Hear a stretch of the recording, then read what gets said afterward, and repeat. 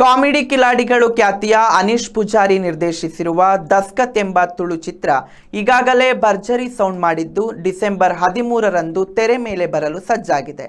ಈಗಾಗಲೇ ಈ ಸಿನಿಮಾದ ಟ್ರೈಲರ್ ಭಾರಿ ಸದ್ದು ಮಾಡಿದೆ.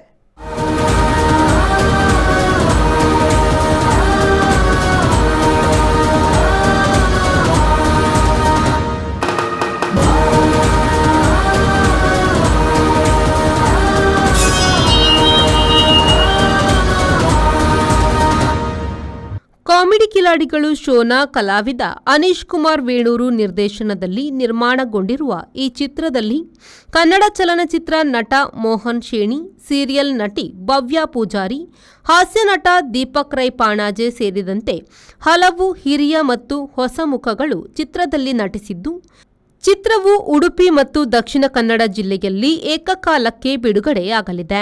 ತುಳುನಾಡಿನ ಸೊಗಡನ್ನು, ತುಳುನಾಡಿನ ಬದುಕನ್ನು ಕಟ್ಟಿಕೊಡುವಂತ ಒಂದು ಅದ್ಭುತವಾದ ತುಳು ಚಿತ್ರವನ್ನ ನಾವು ಮಾಡಿದ್ದೇವೆ. ದಸ್ಕತ್ ಅಂತ ಡಿಸೆಂಬರ್ 13ಕ್ಕೆ ತುಳುನಾಡಲ್ಲಿ ರಿಲೀಸ್ ಆಗ್ತಾ ಇದೆ, ದಕ್ಷಿಣ ಕನ್ನಡ ಮತ್ತು ಉಡುಪಿಯಲ್ಲಿ.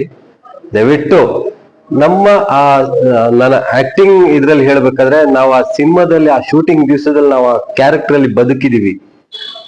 ನಮ್ಗೆ ಹೇಗೆ ಅನಿಸ್ತದೆ ಅಂದ್ರೆ, ಒಂದು ಗ್ರಾಮದ ಬದುಕನ್ನು CC ಕ್ಯಾಮೆರಾ ಇಟ್ಟು ತೆಗೆದ್ರೆ ಹೇಗೆ ಕದ್ದು ನೋಡ್ತೇವ, ಆ ರೀತಿಯಲ್ಲಿ ಚಿತ್ರ ಬಂದಿದೆ. ದಯವಿಟ್ಟು ಎಲ್ಲ ತುಳುನಾಡಿನವರು ಈ ಸಿನಿಮಾವನ್ನು ನೋಡಿ. ಡಿಸೆಂಬರ್ 13ಕ್ಕೆ ಥಿಯೇಟರ್ ರಿಲೀಸ್ ಆಗ್ತಾ ಇದೆ. ಮಾಜಿ ಸಚಿವ ಕೃಷ್ಣ ಪಾಲೆಮಾರ್ ಅರ್ಪಿಸುವ ಈ ತುಳು ಚಿತ್ರವನ್ನು ರಾಘವೇಂದ್ರ ಕುಡ್ವ ನಿರ್ಮಿಸಿದ್ದಾರೆ. ತುಳುನಾಡಿನ ಬದುಕು, ಸಂಸ್ಕೃತಿ, ಸಂಘರ್ಷವನ್ನೇ ಕಥಾನಕವನ್ನಾಗಿ ಹೊಂದಿರುವ ಈ ಚಿತ್ರದಲ್ಲಿ ತುಳುನಾಡಿನ ದೈವದ ನಂಬಿಕೆಯನ್ನು ಬಿಂಬಿಸಲಾಗಿದೆ. ಕರಾವಳಿಯ ಯುವಕರೇ ಸೇರಿ ನಿರ್ಮಿಸಿರುವ ಈ ಚಿತ್ರದ ಚಿತ್ರೀಕರಣವನ್ನು ಕಳೆದ ಮಾರ್ಚ್ ತಿಂಗಳಲ್ಲಿ ಆರಂಭಿಸಿದ್ದು, ಚಿತ್ರೀಕರಣ ಆರಂಭಿಸಿದ 10 ತಿಂಗಳಲ್ಲೇ ಚಿತ್ರದ ಎಡಿಟಿಂಗ್, ಡಬ್ಬಿಂಗ್ ಎಲ್ಲ ಮುಗಿಸಿ ತೆರೆಗೆ ಸಿದ್ಧಗೊಂಡಿದೆ.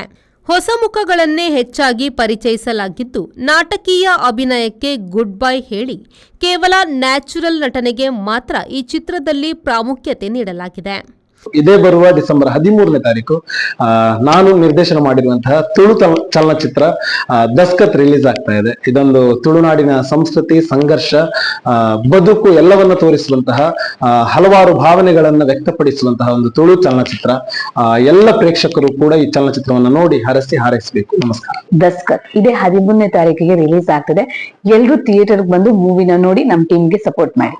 ಚಿತ್ರದ ಛಾಯಾಗ್ರಹಣವನ್ನು ಸಂತೋಷ್ ಆಚಾರ್ಯ ಗುಂಪಲಾಜೆ ಮಾಡಿದ್ದಾರೆ.